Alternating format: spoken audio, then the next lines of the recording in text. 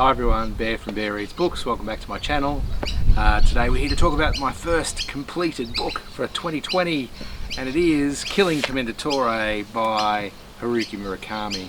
This is just the dust cover, of course. I have the actual book here.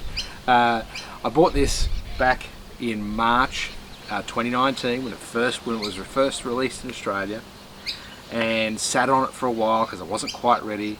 Started reading it early in September, I think. And then when October arrived, I sat it down because there were so many readathons and things going on. And I think I was about 150 pages in, so I was going pretty slow anyway. And then I picked it up again, just after Christmas, and amazing. I remembered exactly what was happening. I didn't have to recap. Everything that I remembered from September was all still in my head, and the story just beautifully continued beautifully. And I think that's a testament to Haruki Murakami and a testament to this novel. I'm not sure what it says, but I was able to pick it up 4 months later and pick the story up and remember everything really, really clearly. I think that's Murakami's gift, is that clear imagery of all of his writing. The imagery is the big thing. And just like every other Murakami novel, it's dreamy, and it's got this underlying foreboding to it, and yeah, and at times you feel so confused about what's going on. You think, what the hell did I just read? And other times it's really just the minute details of a person's life, like making dinner or driving a car.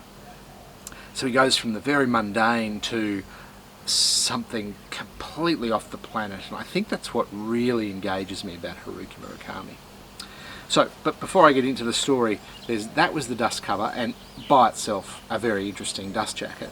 But underneath the dust jacket was this beautiful hard cover with all these different coloured dots and all numbered. And I still can't work out exactly what the significance of those numbered coloured dots are. It doesn't look like the moon, and the significance of the numbering doesn't really reflect any part of the story that I can recall, but it really is a beautiful dust jacket and a beautiful book. If you remember a few videos ago, or maybe even back in September when I introduced this book, I read the intro straight from the dust jacket, and it is still one of the best dust jacket blurbs I've ever heard. So I'm just going to read it for you again. It says, "In Killing Commendatore, a 30-something portrait painter in Tokyo is abandoned by his wife and finds himself holed up in the mountain home of a famous artist, Tomohiko Amada. When he discovers a strange painting in the attic, he unintentionally opens a circle of mysterious circumstances. To close it, he must complete a journey that involves a mysterious ringing bell, a 2-foot-high physical manifestation of an idea, a dapper businessman who lives across the valley, a precocious 13-year-old girl, a Nazi assassination attempt during World War II in Vienna, a pit in the woods behind the artist's home, and an underworld haunted by double metaphors." And all of those things happen in kind of that sequence, in kind of that order. It's an incredible description of a book, but to give it a little bit more sense for people that maybe haven't read Murakami before. If you've read Murakami before and read that, you'd be all over this book thinking that this was going to be great. You would not understand it, but you'd understand that the book in itself would stand up based on that description. If you've never read Murakami before, that description would confuse the hell out of you and maybe turn you away. So let me do it a little bit more justice. An artist living in another artist's home discovers a painting in the attic, a previously undiscovered work of art from the artist whose home he's living in.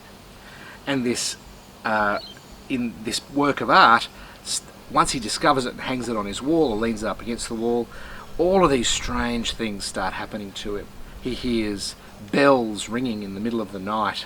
He finds a pit in his backyard that is covered over with stones that he unwraps and tries to work out what's in the pit.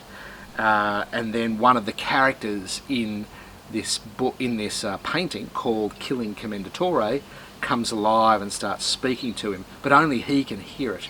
Only he can see this character, only he can hear this character. So he thinks he might be going mad.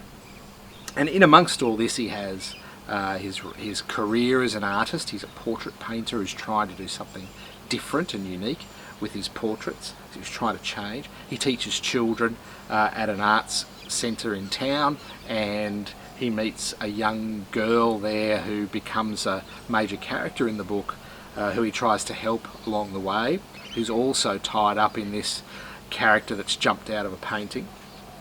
And then there's the mysterious man across the valley, Menshiki, who's this rich businessman of dubious means, who's quite a strange character who inserts himself into the artist's life, and who the artist then paints a portrait of, and that becomes part of this ongoing relationship with all of these strange characters.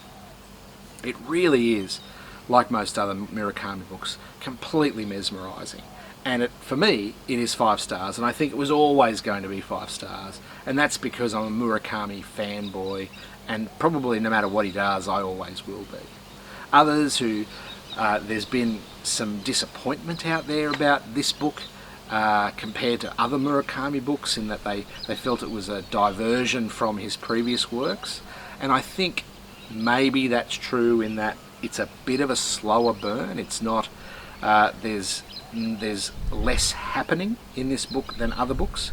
It is, there's not event after event after event. It takes a long time to work itself up to the exciting bit, so don't expect action and adventure and excitement all the way through. But everything that works itself up to the exciting bit really does get you wondering about these characters and wondering what the hell is going on, which for me was the enticement in the first place. Once it got to the exciting bit, it seemed, you could mistake it for just any old weird and wonderful tale, but if you're a lover of Murakami, it was that lead up to that sets the scene for all of that weird and wonderful happenings that was the real sexy bit, if I can call it that. So I really do love this book, and I think it builds beautifully, if slowly. And then the action bit in probably the last third, where the book's characters really converge and they start to unsolve or unpick a lot of the mysteries of the book, really happen in the last third of the book, where the pace picks up.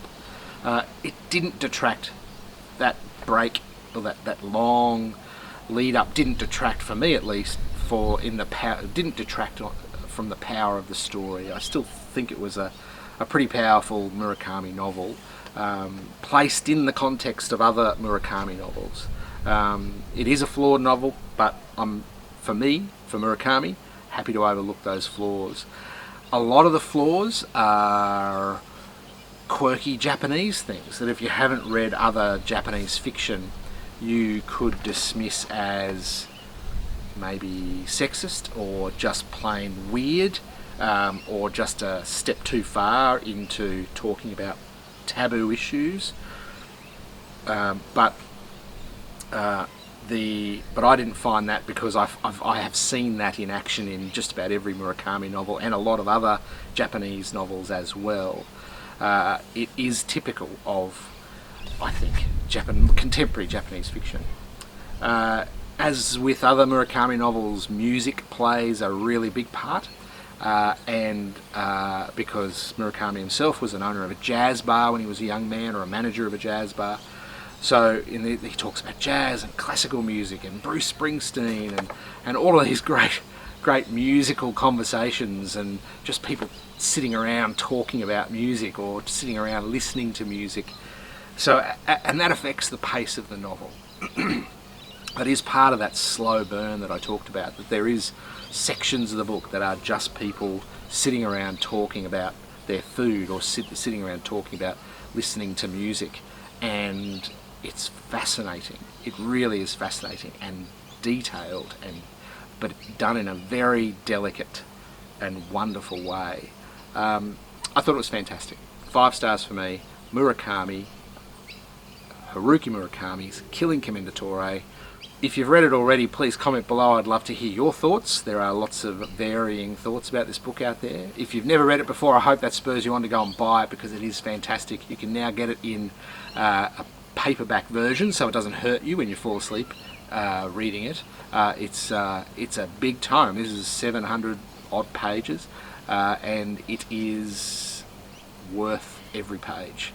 I wish you all the best today. Enjoy whatever you may be doing, and I will talk to you again soon. Thanks. Bye.